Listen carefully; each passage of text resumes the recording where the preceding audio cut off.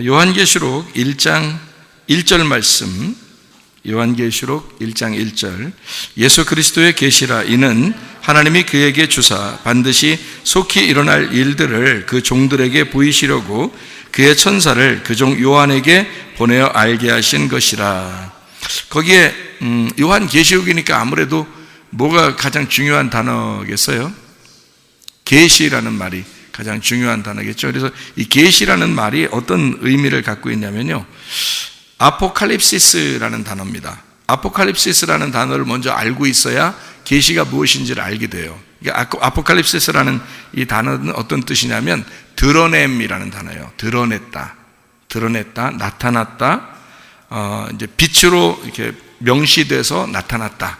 이제 어두웠는데 빛으로 이렇게 밝혀졌다. 이게 바로 계시라는, 아포칼립시스라는 단어입니다. 이 단어는 어디서 온 단어냐면 아포칼립토에서 나온 단어예요. 아포칼립토라는 단어가 계시라는 단어인데 덮개를 제거하다라는 단어입니다. 덮개를 제거하다. 그러니까 뚜껑 열었다 이 말이에요. 뚜껑 열었다, 뚜껑을 제거했다, 나타나다, 폭로하다. 그러니까 여러분이 이제 성경 보통 책들은 처음에 열고 그 다음에 마지막에 대해서는 닫고 이러죠. 그렇게 얘기하죠, 그죠? 처음에 책을 열어서 다 읽고 그 다음에 닫고 이렇게 시작과 끝을 그렇게 얘기하잖아요. 근데 성경은 반대예요. 성경은 처음엔 닫아놓고 마지막에 요한계시록에서는 열어준다. 이렇게 보면 이해가 될 것입니다. 그래서 이 단어 자체가 계시, 그러니까 앞에 있는 내용들을 다 이제 닫혀져 있었던 내용들을 요한계시록에 와서 열어준다 이렇게 보는 겁니다. 그러니까 닫아놓고 열어준다, 이게 성경이죠. 그러니까 다른 책들하고 좀 다르죠. 순서가 좀 바뀐 겁니다. 닫고 연다는 거죠. 그러니까 열고 닫는 게 아니고 닫아놓고 있다가 열어준다, 그런 의미를 가진 것이 계시라는 단어예요. 계시.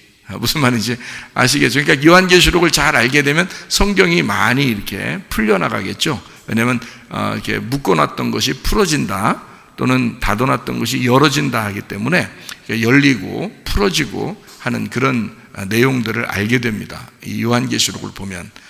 그럼 이제 요한계시록을 놓고 앞에 것들을 이해할 수 있게 되는 거고요. 앞에 것들을 알아야 또 요한계시록이 이해가 돼요.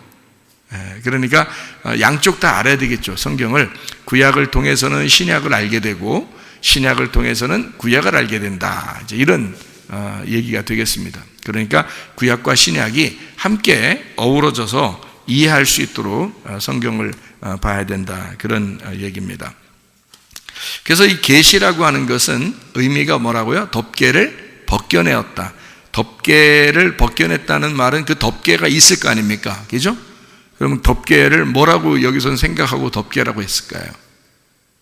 덮개가 뭐라고 생각하고 덮개라고 했을까요? 덮개를 열어줘야 되는데 어쨌든. 그래서 그 덮개를 뭐라고 생각하고 덮개를 열었을까? 그 덮개가 율법입니다. 그러니까 이게 이제 율법을 덮어놓고 있었는데 이것을 열어주었다. 그러니까 율법을 깨닫게 해주셨다, 이런 말이에요. 그러니까 율법은 여러분이 폐하는 거라기보다도 완성되는 것이다, 이런 얘기 들어봤죠, 그죠? 율법은 폐한다, 없어져 버린 게 아니라 이것을 완성한다라는 의미를 가지고 있어야 이해할 수 있어요. 그래서 예수님의 십자가라고 하는 것은 율법을 없앴다라기보다는 율법을 완성했다, 이렇게 해야 맞는 얘기죠. 그래서 율법이라고 하는 그 뚜껑 덮여져 있던 것을 예수 그리스도를 통해서 열어지게 되었다, 그 내용을 이제 여기 요한계시록에 담아놨다, 이렇게 보면 좀 더 이해할 수가 있습니다. 벗겨내면 그러니까 뭐가 보이겠어요? 율법을 벗겨내면 그 벗겨낸다는 말은 이제 껍질을 벗겨낸다, 이렇게 보는데, 껍질을 벗겨내면 속에 있는 알맹이를 알게 되는데 그 껍질을 벗겨냈어. 그럼 껍질을 벗겨내면 성경에 이제 덮어놨던 그 껍질을 벗겨내면 속에 있는 뭘 깨닫게 될까요? 속에 있는 예수님을 발견하게 되죠. 그러니까 덮개를 열면, 껍질을 벗기면, 뚜껑을 열면 속에 있는 예수님을 발견하게 된다. 그 책이 어떤 책이라고 그러니까 계시록이라고. 계시록이라고 하는 건 예수님을 정확하게 발견하고 깨닫게 하기 위해서 뚜껑 덮어져 있었던 거를 열어주는 책이다. 껍질을 벗겨내는 책이다. 여러분 구약 성경을 보든지 신약 성경을 보든지 어떨 때 보면 막 예수님 얘기한 것도 어떨 때는 이해가 안 되려고 하는 것도 있잖아요. 구약도 보면 어떤 건 이해가 잘 안 되는 부분들도 막 있다고요. 근데 그게 뭐냐면 껍질이 덮여 있어서 그런 거예요. 이거를 요한계시록까지 가서 성경을 이제 알게 되면 kop질이 벗겨지게 되고 예수님을 깨닫게 된다. 이제 이런 이야기가 되는 것입니다. 그래서 계시록이라고 하는 것을 우리가 좀 이해를 좀 하고 있어야 되겠고, 그 계시를 통해서 예수님을 발견하게 된다. 이제 그렇게 우리는 성경을 보게 됩니다. 우리 성경에 이 책은 성경책이라고 하는 건요, 사실은 영적인 책입니다. 요한계시록을 쓸 때가 AD 1세기 안에 다 이렇게 신약 성경을 쓰게 되는데, 그때는 구약 성경밖에 없었어요. 그러니까 예수님 때도 구약 성경밖에 없었고 제자들 시대 때도 구약 성경밖에 없었어요. 그래서 이제 바울도 편지를 쓰고 요한도 편지를 쓰고 베드로도 편지를 쓰고 뭐 이렇게 그 편지를 쓴 것을 모아다가 신약 성경을 만든 거거든요. 그러니까 요한계시록이 특별히 마지막에 썼다 이렇게 말하기가 어렵다는 거죠. 그러니까 한마디로 말하면 이 성경을 이제 제가 이렇게 설명을 해주면 왜 이해를 이렇게 해야 되냐면, 여러분이 예수님 때나 예수님 제자 때는 다 뭐만 있었냐면 구약만 있었다고요. 구약만 있었기 때문에 그 구약을 통해서 자기들이 깨달은, 예수님에게 이제 해석을 들은 또는 자기들이 깨달은, 성령으로 깨달은 그 말씀들을 자기들이 정리해서 편지를 보내기 시작했어요. 자기 성도들에게. 그것이 이제 신약 성경이 된 거예요. 근데 그때 이것을 순차적으로, 야, 마태복음부터 써. 마태복음 하는 얘기가 이제 자기들끼리, 야, 그 다음엔 마가 네가 써야 돼. 그 다음엔 뭐, 야, 누가 네가 써라.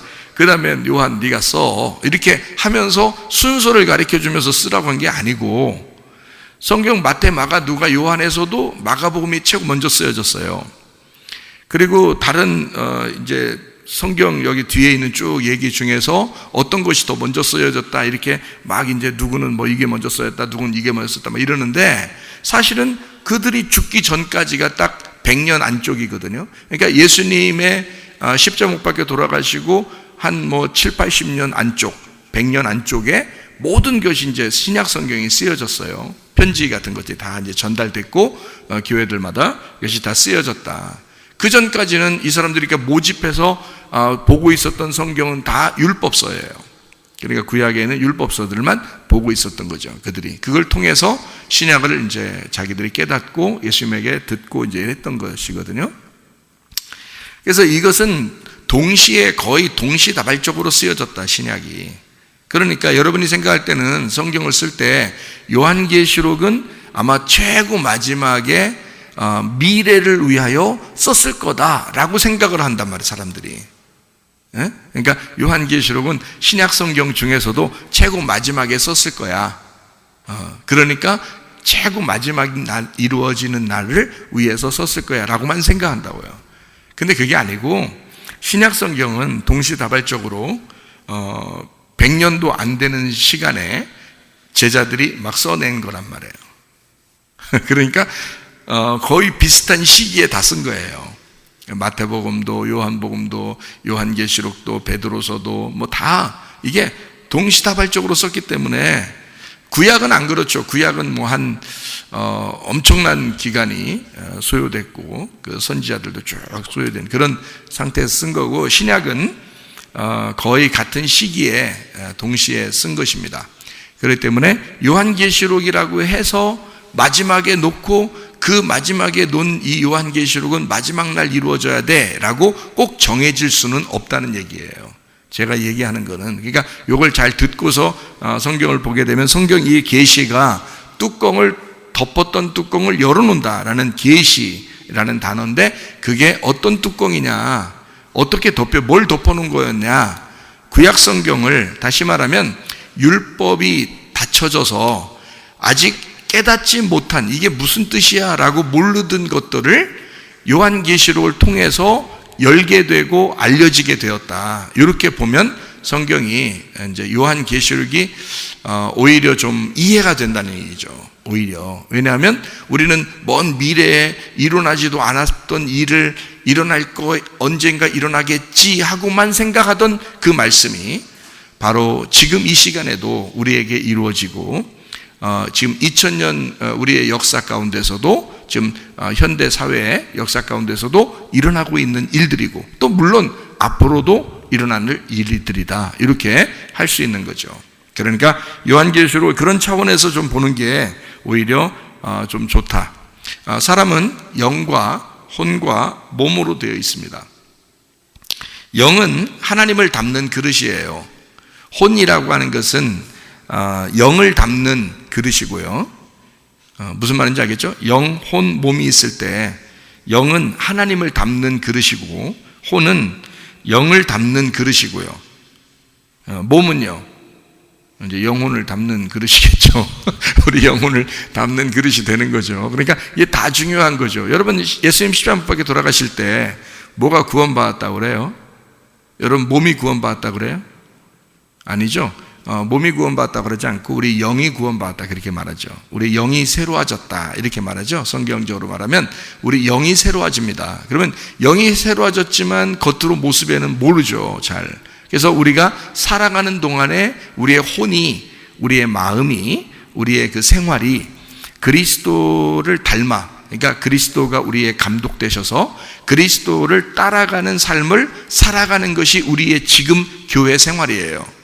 교회 생활을 이렇게 하고 있다가 어느 날 주님께서 이제 우리를 오라 하시면 가야 되겠죠. 여기서 죽어서 갈 수도 있는 거고 뭐 살아서 갈 수도 있는 거고 주님이 오라 하시면 다 올라갈 텐데 뭐가 올라갈까요? 몸이 올라가죠. 몸이. 그러니까 우리의 혼이 가는데 몸이 올라간다고요. 근데 이 몸이 이 몸으로 그대로 갈까요? 변해서 갈까요? 변해서 가겠죠. 하늘나라의 몸은 이런 몸이 아니겠죠. 그죠? 그러니까 우리가 말랐다, 뚱뚱하다, 키가 크다, 작다, 뭐 잘생겼다, 못생겼다, 안경 꼈다, 안 꼈다, 라식 수술했다, 안 했다, 이런 거 하고 전혀 상관없어요. 다리가 한 짝이 있다, 없다, 뭐 이런 거, 병이 있다, 없다, 이런 거 아무 상관없어요. 하늘나라 올라갈 때는 천사처럼 몸이 다 변해서 올라갑니다. 천사처럼. 그래서 몸이 변하는 것을 마지막 날이라고 그래요. 그러니까 주님 앞에 간다 할 때는 영혼은, 영의 구원은 예수님이 십자가 못 박혀 돌아가실 때 이루어진 사건이고요.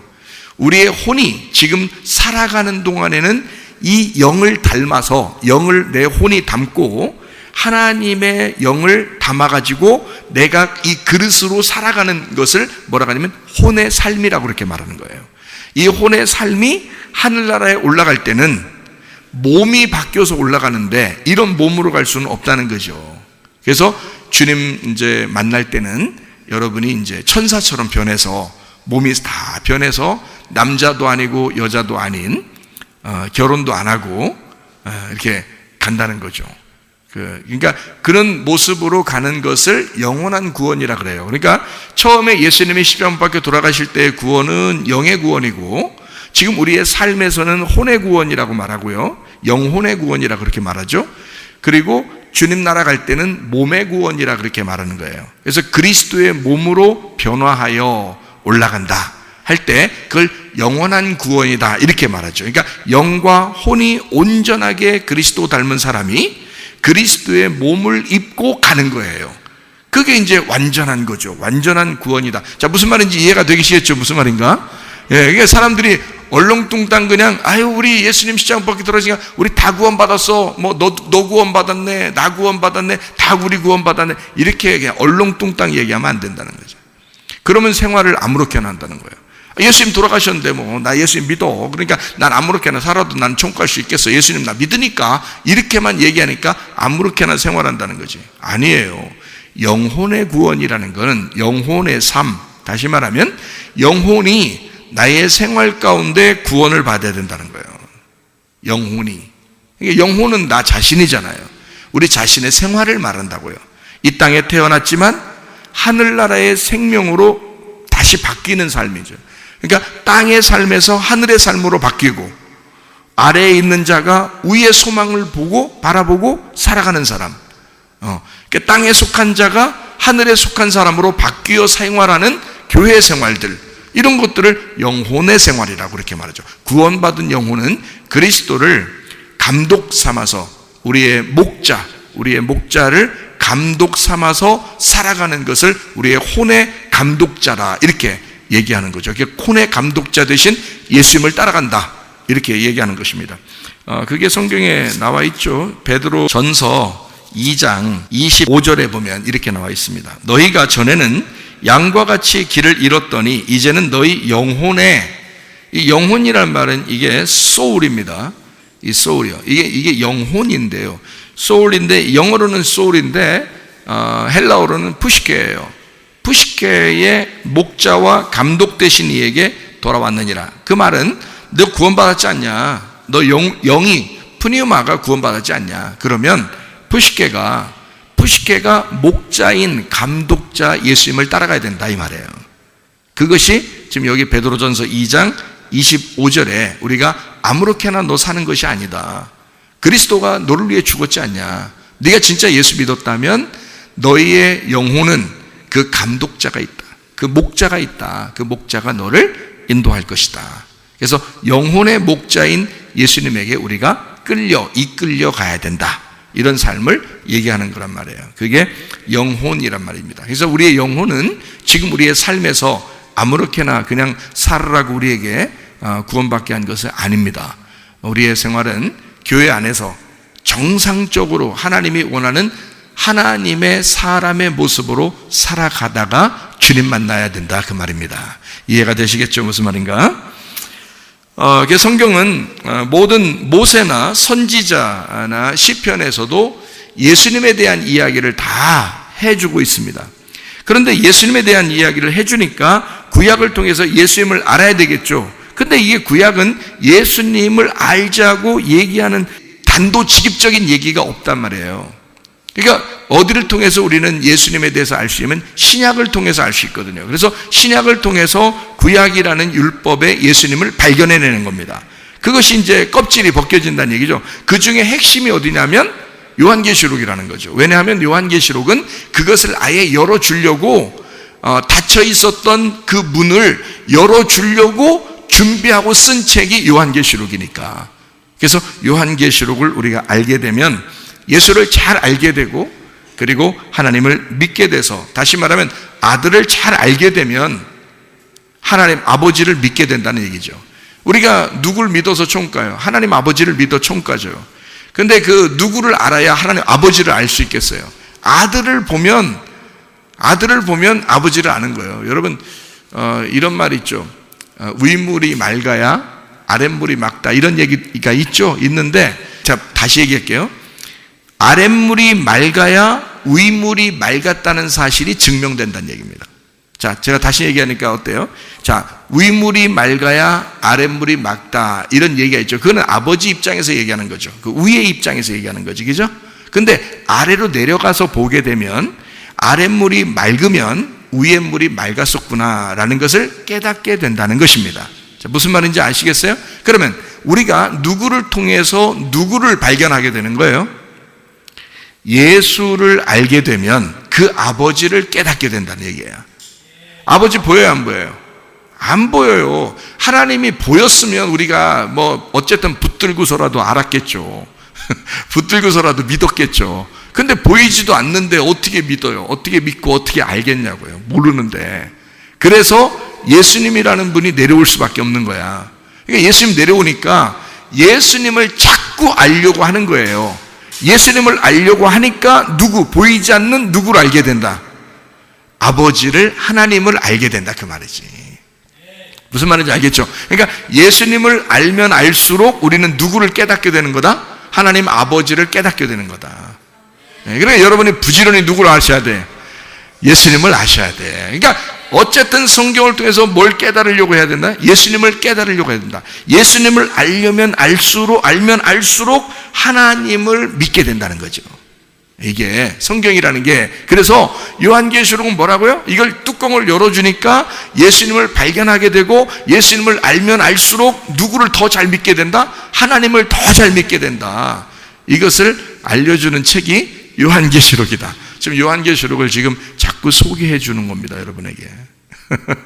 왜냐하면 수요일마다 요한계시록을 지금 쭉 설명하려고 생각하고 있기 때문에 그런 거예요. 자, 요한계시록 1장 3절 말씀입니다. 3절 말씀, 이 예언의 말씀을 읽는 자와 듣는 자와 그 가운데 기록한 것을 지키는 자는 복이 있나니 때가 가까움이라. 거기 읽는 자가 나오는데, 읽는 자가 아나기노스코라는 단어입니다. 아나기노스코라는 단어가 뭐냐면 위에 있는 지식을 알게 된다. 그러니까 알아본다는 얘기예요. 분별한다, 알아본다. 그러니까 위에 있는 것을 알게 되는 거. 그러니까 아나기노스코라는 단어를 썼고요. 듣는 자도 복된데, 그 듣는 자가 경청한다, 순종한다, 이해한다, 받아들인다. 그러니까 우리가 보고, 그러니까 자, 읽는 자 그러면 어떻게 된다?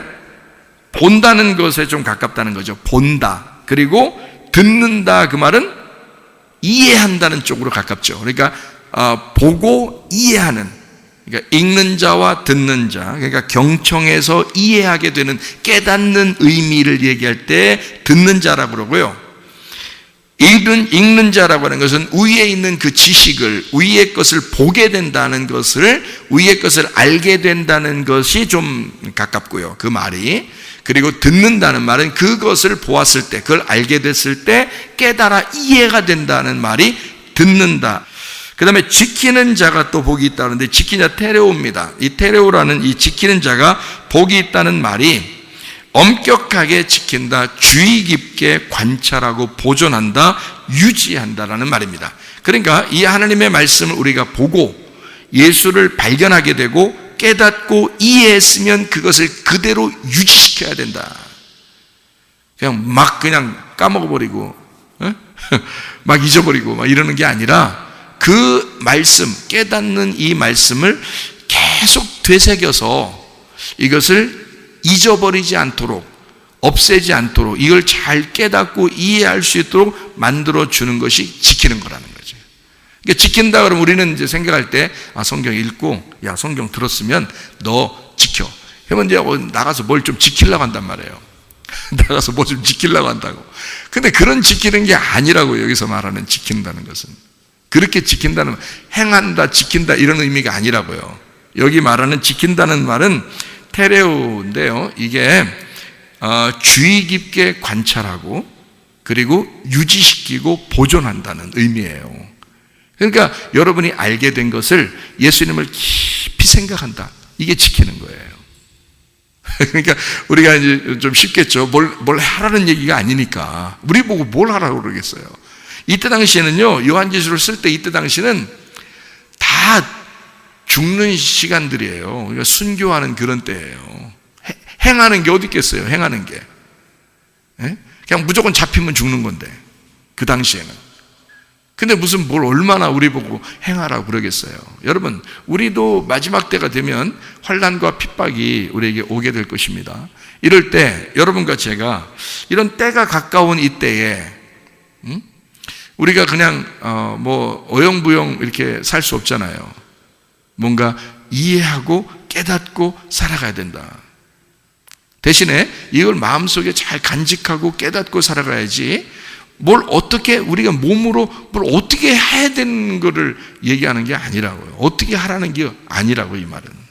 그래서 읽는 자, 듣는 자, 지키는 자가 복이 있다. 왜 복이 있는가 했더니 여기서 보니까 때가 가깝다 그랬어요. 때가 가깝다. 이 때가 가깝다는 말이, 이 때가요, 이 때가 카이로스입니다. 카이로스라는 말이 크로노스하고 약간 좀 다른 의미를 가지고 있어요. 카이로스라는 말은 어떻게 보면 이런 의미예요. 제가 쉽게 설명하면요, 크로노스라는 시간이 이렇게 가로로 간단 말이에요. 가로로. 그러니까 우리가 오늘 지금 조금 전에 예배를 시작했으면 말씀을 나누고 좀 있으면 예배가 끝난다는 거예요. 이렇게 가는 시간을 크로노스라 그래요.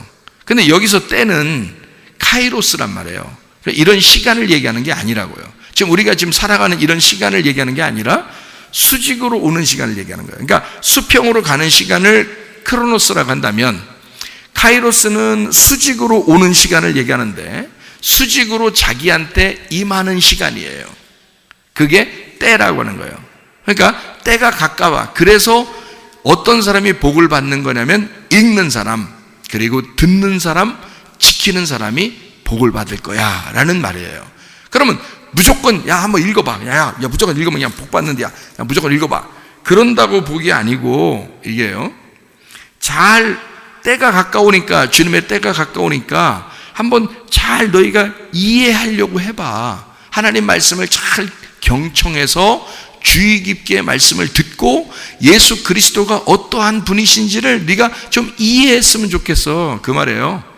때가 가깝잖아. 다시 말하면 너에게 하나님이 침투해 오는 시간, 하나님이 너에게 들어오는 시간이 가깝기 때문이다. 하나님은 어떻게든지 우리한테 들어오고 싶어 하셔요.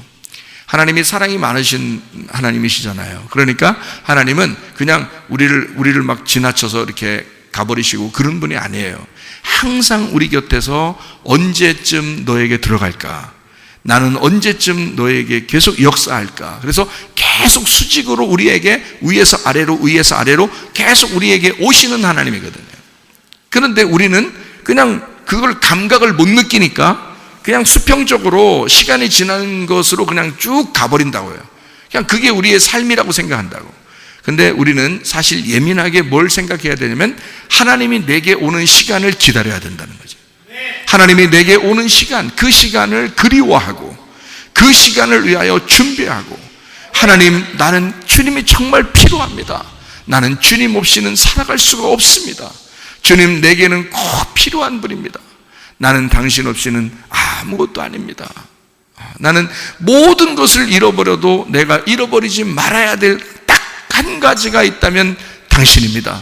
예수, 우리 주 예수 그리스도, 당신 밖에는 내가 사모할 리가 없습니다. 이런 마음을 갖는 그 순간이 바로 카이로스의 시간이라고요.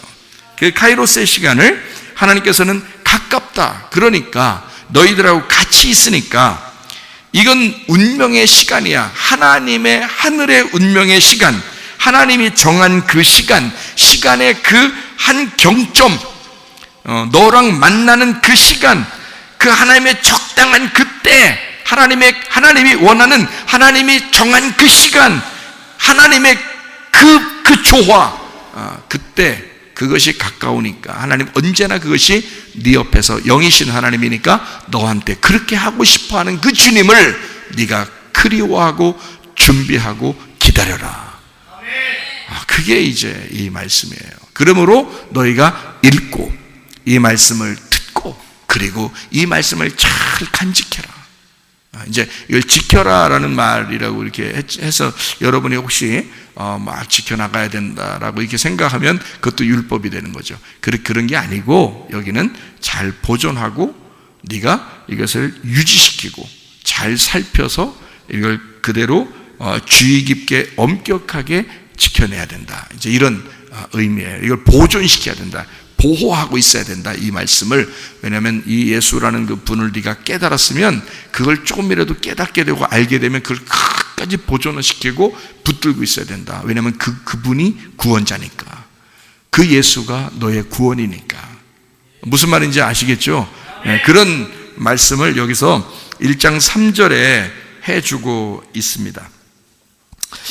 구원받는 때가 바로 언제를 얘기하냐면 바로 지금이다 라고 고린도 후서 6장 2절은 말씀하고 있죠. 보라, 지금은 은혜 받을 만한 때요, 보라, 지금은 구원의 날이로다, 이렇게 이야기하죠. 그 때가 카이로스예요. 거기에서도 때가 카이로스를 얘기합니다. 그러니까 하나님의 그 시간, 바로 지금 그 일이 이루어질 것이다 라고 하는 그런 말씀들을 해주고 있습니다. 성경에 요한계시록 1장 3절 읽었거든요. 4절 한번 읽습니다. 4절을 보면 뭐라고 되어 있냐면, 요한은 아시아에 있는 7교회에 편지하노니 이제도 계시고 전에도 계셨고 장차 오실 이와 그의 보좌 앞에 있는 7 영과, 이렇게 되어 있습니다. 그리고 8절의 말씀을 보니까 주 하나님이 이르시되 나는 알파와 오메가라, 이제도 있고 전에도 있었고 장차 올 자요 전능한 자라 하시더라, 이렇게 되어 있습니다. 그러니까 4절에도 이제도 계시고 전에도 계셨고 장차 오실 이, 이렇게 되어 있고요. 8절에도 보니까 이제도 있고 전에도 있었고 장차 올 자요, 이렇게 되어 있잖아요. 그렇게 말씀하는 얘기가 여기 나오는데, 여기에 보는 이 장차 올 자라는 말이 장차가 아니고요. 우리 장차 이렇게 장차라는 말이 써 있으니까 우리는 장차 이렇게 생각하는데, 미래라고 생각하는데 사실은 현재입니다. 현재. 그러니까 오시는 이, 지금 장차 오신다 하는 게 사실 지금 오신다 하는 말과 같은 말이에요. 이걸 엘코마이라고 그러는데요. 엘코마이라고. 장차 오실 이가 아니라 사실 지금 오시는 이라고 말하는 그런 말씀이에요. 요한계시록에도요 22장을, 여러분 요한계시록 22장 17절의 말씀해 보니까 성령과 신부가 말씀하시기를 오라 할 때는 이제 엘코마이란 말이에요. 오라 하시는도다, 듣는 자도 오라 이렇게 할 때 다 이게 오라, 듣는 자 오라 할 때 이것도 엘코마예요. 엘코마이라는 말을 다 써요. 온다, 간다, 뭐 오신다, 뭐 이런 얘기 할 때는 다 엘코마이라는 단어를 쓰는데, 이 듣는 자가 오라 뭐 이런 얘기를 여기서 하잖아요. 목마른 자도 와라, 17절에 보니까 목마른 자도 올 것이요 또 원하는 자는 값없이 생명수를 받으라, 뭐 이런 얘기를 합니다. 그러니까 듣는 자 오라, 엘코마이, 2인칭, 단수, 과거, 능동태, 명령법, 이 말이거든요. 그럼 다시 이걸 설명하면 당신이여 오세요, 주님 오세요, 이 말이에요. 주님 오세요. 목마른 자도 와라 그러는데 엘코마입니다. 여기서는 3인칭, 단수, 과거, 능동태, 명령법입니다. 그 말은 그가 올 것이다 라는 말이거든요. 자, 그러면 봐요. 듣는 자는 와라, 듣는 자는 와라, 목마른 자도 와라, 이렇게 하는 게 조금 달라요. 그러니까 듣는 자는 2인칭을 썼고 목마른 자는 3인칭을 썼다고요. 그러면 2인칭이라고 하는 거는 뭐냐면은 당신이란 말이에요. 그러니까 당신이 와라. 그러니까 여기서 누구한테 얘기하는, 누가 얘기하는지 보면 아시겠죠, 그죠? 누가 얘기하는지 보면 알겠죠. 그러면 17절에 누가 얘기하는 거예요? 성령과 신부가 얘기하잖아요. 성령과 신부가 얘기하니까 당신이 오세요 그러면 누굴 얘기하는 거예요? 성령과 신부는 누구 보고 당신이 오세요, 당신 보고 오라고 하는 거겠어요. 그죠? 그러니까 2인칭이니까, 그죠? 그러니까 듣는 자는 오세요, 당신이 오세요, 그 말이에요. 성령과 신부가 말하는데 듣는 자는 오세요 그런단 말이에요. 그러니까 당신이 오세요. 누구를 얘기하겠어요? 주님을 얘기하는 겁니다. 그러니까 성령과 신부가 누구에게? 신랑 되신 예수님에게 말하는 거란 말이에요. 신랑 되신 예수님이요 오세요, 이 말이에요. 그리고 목마른 자도 올 것이요 또 원하는 자는 값없이 생명수를 받으라, 이제 그런 이야기를 여기서 해주고 있습니다. 생명수를 받으라, 생명수가 뭐예요? 성경적으로 이렇게 보면 성령님입니다. 생명수는 성령님이에요. 받아라, 람바노, 취하라. 누가 취하냐면 그가 취한다, 받는 자가 취하게 된다, 그 말이에요. 이걸 받게 된다는 얘기고, 목마른 자도 와라, 값없이 생명수를 받아라 했으니까 목마른 자가 와서 그 목마른 그가 오면 생명수라는 성령을 받게 될 거야 라는 말이죠. 그러니까 성령과 신부가, 이미 성령과 신부가 된 자는 예수님 보고 듣고 오시라고 하는 거고, 그죠? 듣고 오시라는 거고. 자, 뭘 듣고 오시라는 거예요? 자, 내가 가지고 있는 이 말씀을 주님 듣고 오세요, 이 말이에요. 그리고 봐요. 목마른 자가 생명수를 값없이 받게 되잖아요. 그가 누구예요? 그 목마른 자, 그가 생명수라는 성령을 받게 된다 이 말이에요. 그러니까 여러분 어떤 사람이 돼야 되겠어요? 여러분은 목마른 사람이 돼야 돼요. 성경에도 목마른 사람이 와가지고 우물에서 물을 들어온 사람이 있었어요. 요한복음 4장에. 누구예요? 사마리아 여자죠. 사마리아 여자가 목말랐기 때문에 사마리아 여자가 우물에 물 들어왔단 말이에요. 거기서 누굴 만났어요? 진짜 생명수 되시는 예수님을 만나게 된 거잖아요. 그러니까 예수님이 그 여자한테 뭐라 해요? 네가 나를 알았다면 나한테 생명수를 달라고 했을 건데 라고 얘기하잖아요. 영원히 목마르지 않는 걸 달라고 했을 건데. 그러니까 목마르지 않는 영원한 생명수를 주겠다. 누구한테? 주님이 우리한테, 그러니까 그 목마른 자들에게 주겠다 그 말이잖아요. 그죠? 그러니까 주님은 그냥 오신다, 나중에 어느 날 오실 거야 이런 말이 아니라 지금도 오고 계시고 지금 오신다 그 말입니다. 생명수를 받아라 그렇게 했고요. 값없이라는 말이 도레안이라는 단어입니다. 22장 17절에 값없이 생명수를 받게 된다 이렇게 할 때 그 값없다는 말이 무료로 준다는 얘기인데 이게 도레안이라는 단어예요. 이게 도레안이 어떤 단어냐면요, 도레아에서 나온 단어예요. 도레아. 이 도레아라는 단어가 무슨 단어냐면 선물입니다. 선물 돈 받고 하는 거 아니죠. 근데 이 도레아라는 단어는 또 희한한 단어가 뭐냐면 이게 도론에서 나온 단어예요.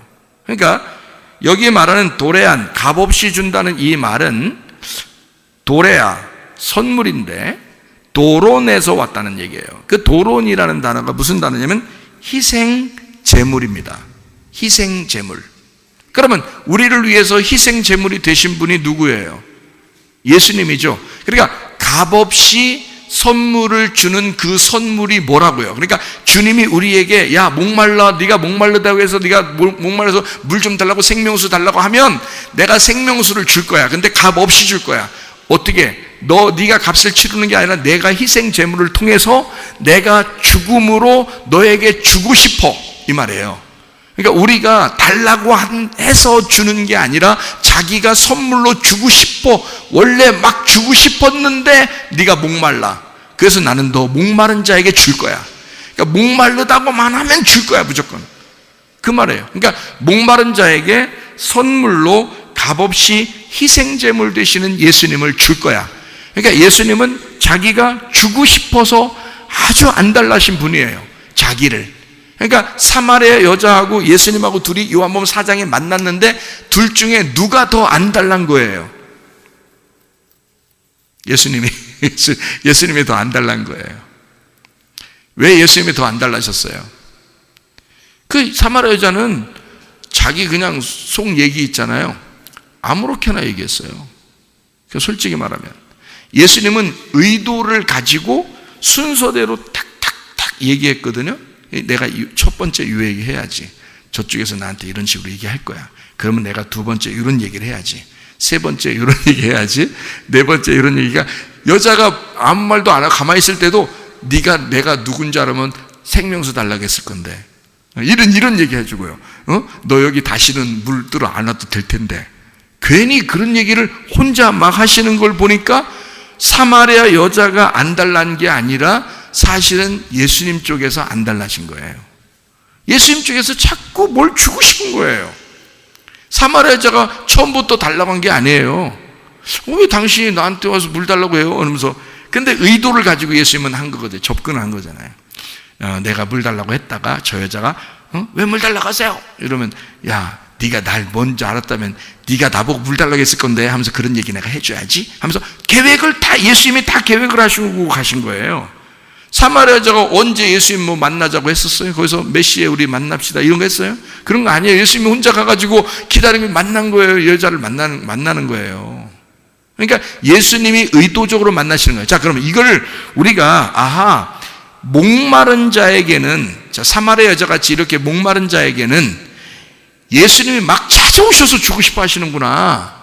그거를 우리가 알았다면, 값없이 선물로 주고 싶어 하시는 하나님이시구나 라는 것을 알았다면, 여러분, 주님이 나에 대해서 아주 애처롭게 지금도 나를 기다리고 사랑한다는 얘기예요.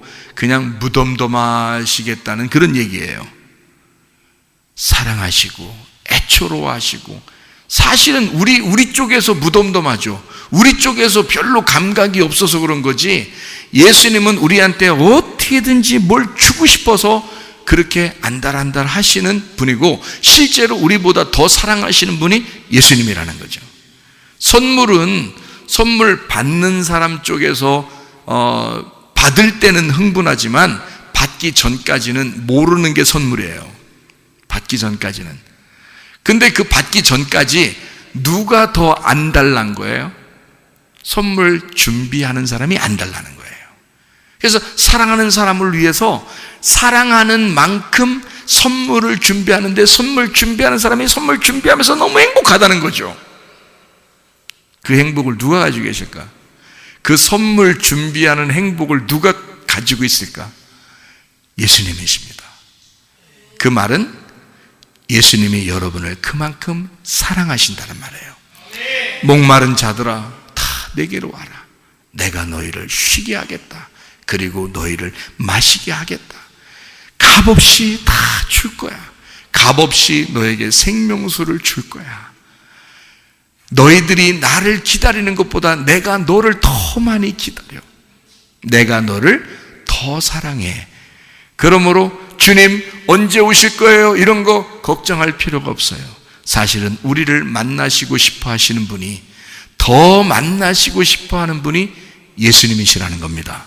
우리 신랑 되신 예수님이 죽고, 자기가 십자가 못 박혀 죽고 부활하고 승천하시고 지금까지 누가 더 기다리고 누가 더 사랑하고 누가 더 그리워하고 있겠어요? 당연히 예수님 쪽이죠.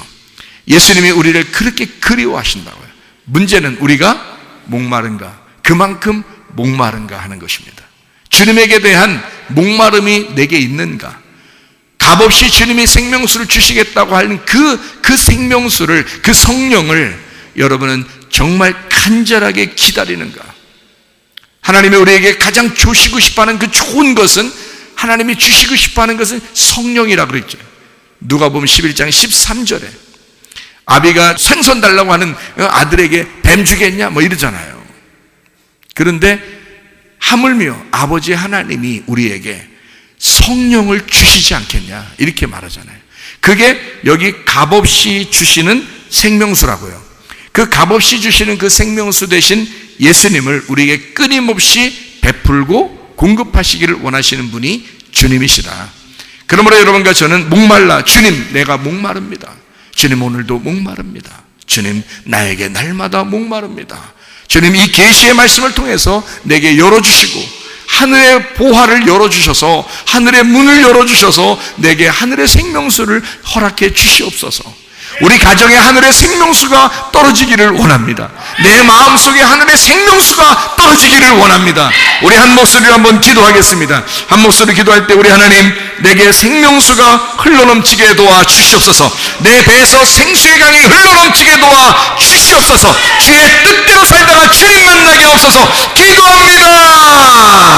우리 하나님 아버지가 인도하시고 사랑하심을 믿습니다. 주님만이 영광 받아주시고 주님만이 감사를 받아 주옵소서. 하나님 목마른 자가 되게 도와 주옵소서. 우리 하나님 주의 영을 사모하는 자가 되게 도와 주옵소서. 주님을 그리워하며 주님 앞에 준비된 주의 사람들이 다 되게 하셔서 하나님 생명수 강물이 우리 속에 흘러넘치게 하옵소서. 하나님 감사합니다. 비염은 떠나갈지어다, 아토피 떠나갈지어다, 위장병 떠나갈지어다, 어지럼증 사라질지어다, 두통은 사라질지어다, 류마티스 관절염 떠나갈지어다, 어깨 통증 사라질지어다, 허리디스크 목디스크 떠나갈지어다, 심장병 온전해질지어다, 각종 종양 암떠리 떠나갈지어다, 감기 몸살 온전해질지어다, 협착증 사라질지어다, 건소피부 온전해질지어다, 이명은 사라질지어다, 자가면역 질환 온전해질지어다, 식도염 사라질지어다, 유리결석 떠나갈지어다, 전립선 온전해질지어다, 우울증 불면증 호환장애 두려움 불안 초조 다 떠나갈지어다, 음란 거짓 돌출 미움 욕심령은 다 떠나갈지어다. 지금 이 시대에 퍼져나가고 있는 모든 전염병에서도 우리가 자유하게 하시고 하나님 우리의 몸이 모두 건강하게 주님 인도해 주시옵소서. 모든 질병과 고통에서 해방받게 도와 주옵소서. 가정의 모든 문제를 해결되게 도와 주옵소서. 성령의 기름부시고 예수의 축복이 넘치게 도와 주옵소서. 특별히 하나님 이 마지막 때 하나님의 생명수를 그리워하며 준비된 주의 사람들이 되어 주여 그리스도 안에서 준비된 하나님의 백성들, 주님을 그리워하며 기다리는 주의 사람들이 되어 주님과 동행하다가 주님 만나게 도와 주시옵소서. 예수 그리스도 존귀하신 이름 받들어 기도 올리옵나이다.